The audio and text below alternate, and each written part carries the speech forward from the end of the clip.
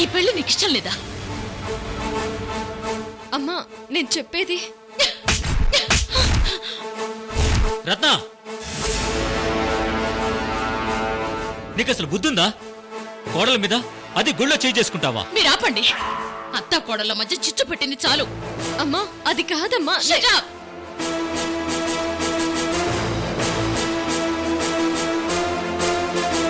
వియ్యంకుల ముందు నా పరువు తీస్తావా?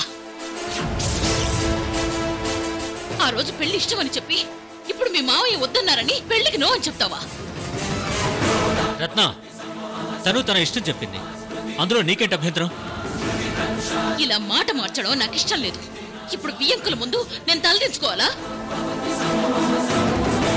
పెళ్ళంటే ఏంటో తెలియని చిన్న పిల్ల నా కృష్ణవేణి. అమ్మా ముందు నేను చెప్పేది వినండి. ఇంకా నువ్వు చెప్పేది నేను వినేది ఏంటి?